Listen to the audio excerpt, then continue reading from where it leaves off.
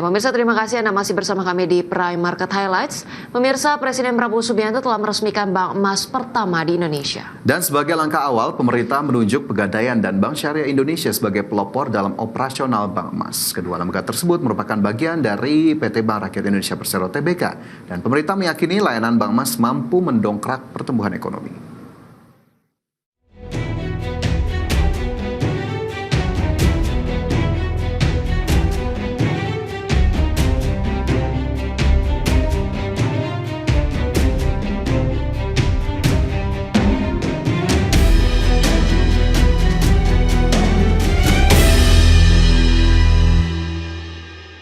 Dengan mengucap Bismillahirrahmanirrahim, pada siang hari ini, hari Rabu 26 Februari 2025, saya Prabowo Subianto, Presiden Republik Indonesia, dengan ini meresmikan layanan Bank Emas, Pegadaian dan Bank Syariah Indonesia.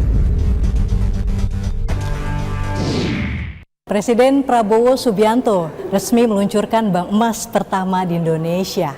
Ini merupakan tonggak sejarah baru dalam pengelolaan aset emas dalam negeri untuk memperkuat ekonomi domestik. Sebagai langkah awal, pemerintah menunjuk PT Pegadaian Persero dan PT Bank Syariah Indonesia Tbk sebagai pelopor dalam pengelolaan bank emas. Kedua lembaga tersebut merupakan bagian dari PT Bank Rakyat Indonesia Persero Tbk.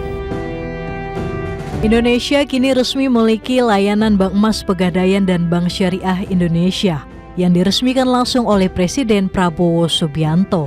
Peresmian ini menjadi momen bersejarah bagi pengelolaan emas nasional seiring dengan peningkatan produksi emas Indonesia. Layanan bank emas ini diharapkan dapat mempercepat tabungan emas masyarakat, meningkatkan cadangan emas negara, serta memperkuat stabilitas moneter. Pemerintah meyakini pembentukan bank emas mampu menambah produk domestik bruto sebesar 245 triliun rupiah, membuka 1,8 juta lapangan kerja baru, serta menghemat devisa negara dengan memastikan emas diolah dan disimpan di dalam negeri. Sebagai pucuk pimpinan perusahaan plat merah, Menteri BUMN Erick Thohir mengajak masyarakat agar menggunakan layanan bank emas. Menurutnya, masyarakat akan mendapatkan nilai tambah hingga fasilitas jaminan kredit yang dapat digunakan untuk berusaha. Selain itu, emas yang disimpan dalam layanan bank emas akan jauh lebih aman. Di masyarakat ini juga beredar kurang lebih 1.800 ton emas. Ada yang di bawah bantal, Bapak. Ada yang di toilet, di baliknya ada batu bata dimasukin ke dalam situ, itu realitas. Nah, kita ingin mengundang mereka untuk percaya, Bapak, kepada sebuah sistem keuangan yang formal. Nah, memang kita harus mulai meyakinkan, menggedor mereka, Pak, bahwa ini sistem keuangan yang aman buat mereka. Seperti diketahui, Indonesia menyandang status peringkat 6 sebagai negara dengan cadangan emas terbanyak mencapai 2.600 ton. Selain itu, produksi emas Indonesia juga menembus 160 ton per tahun. Sebagai induk holding ultramikro, PT Bank Rakyat Indonesia Persero Tbk terus berkomitmen untuk mendukung program Astacita pemerintah. Salah satunya dengan turut memfasilitasi transaksi dalam ekosistem bank emas. Direktur Utama BRI Sunarso optimistis keterlibatan dua anak usahanya yakni Pegadaian dan BSI dalam operasional bank emas akan berdampak positif bagi kinerja BRI. Bayangkan, rata-rata kredit yang diterima dari Pegadaian itu per orang 4 juta. Tapi setiap hari Pegadaian pegang jaminan 90 ton emas. Jadi ada rata-rata 90 ton emas dari masyarakat yang dihimpun gram demi gram itu terkumpul di Pegadaian di seluruh Indonesia 90 ton. Dan senilai itu pula kredit yang diberikan oleh Pegadaian setiap hari kepada masyarakat. Inilah yang saya katakan sumber pertumbuhan baru yang signifikan bagi BRI secara grup.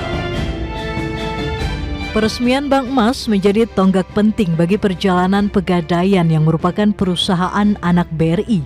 dan tergabung dalam holding ultramikro bersama Permodalan Nasional Madani, di mana porsi kepemilikan saham BRI di Pegadaian mencapai 99,99%. Adapun Bank Syariah Indonesia juga masih terasosiasi dengan BRI. Adapun BRI memiliki porsi kepemilikan saham di BSI sebesar 15%. Karena baik Pegadaian maupun BSI, BRI punya saham di situ. Terutama Pegadaian adalah bagian daripada holding ultramikro yang 99% sahamnya dimiliki oleh BRI. Kemudian kita juga masih punya 15% saham di BSI. Maka arti pembentukan bullion bank, bullion services bagi BRI sangat penting. Karena ini akan menjadi sumber pertumbuhan baru.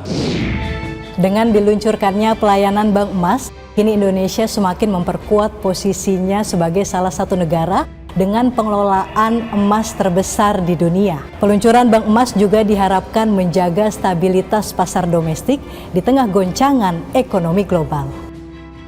Jakarta, Yusrina Rosyid, Raharjo Patmo, IDX Channel.